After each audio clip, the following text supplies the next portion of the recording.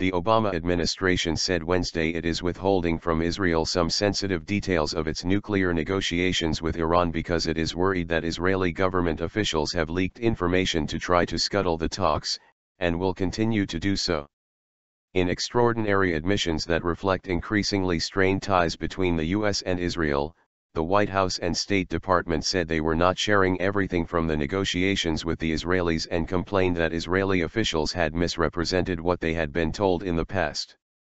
Meanwhile, senior U.S. officials privately blamed Prime Minister Benjamin Netanyahu himself for changing the dynamic of previously robust information sharing by politicizing it. The comments came as a late March deadline to forge the outline of an Iran nuclear deal looms and U.S. and Iranian negotiators prepare for a new round of talks later this week in Geneva, Switzerland.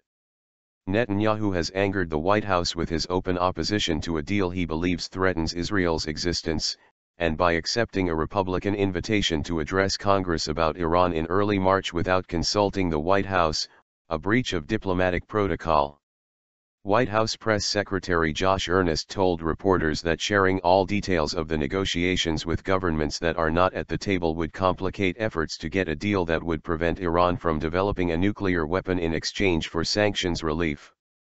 The talks are being held among the 5 permanent members of the UN Security Council, Britain, China, France, Russia, and the United States, along with Germany and Iran.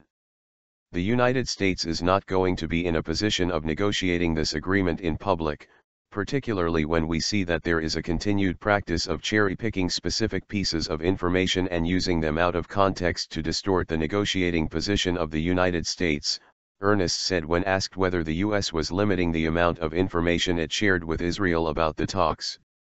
So, there is an obligation when you're participating in these kinds of negotiations to ensure that those consultations and that those negotiations are carried out in good faith. And that means giving negotiators the room and the space to negotiate, he said. State Department spokeswoman Jen Psaki went further, confirming that one of the steps the administration takes to ensure that classified negotiating details stay behind closed doors is to withhold them from Israel. She also directly blamed Israel for mischaracterizing the talks. I think it's safe to say that not everything you're hearing from the Israeli government is an accurate reflection of the details of the talks, she said. There's a selective sharing of information. But while Earnest and Psaki said the limitations on information sharing were long-standing, U.S. officials more directly involved in the talks said the decision to withhold the most sensitive details of the negotiations dated back only several weeks. Those officials, speaking on condition of anonymity because they were not authorized to speak publicly, said the administration believes Netanyahu, who is facing a March 17 election at home, has made a political decision to try to destroy the negotiations rather than merely insist on a good deal. This, they said, had led to politically motivated leaks from Israeli officials and made it impossible to continue to share all details of the talks, particularly as Netanyahu has not backed down on his vow to argue against a nuclear deal when he speaks to Congress. Neither Earnest nor Psaki would discuss the details of the leaks, but senior U.S. officials have expressed consternation with reports in the Israeli media as well as by the Associated Press about the number of centrifuges Iran might be able to keep under a potential agreement.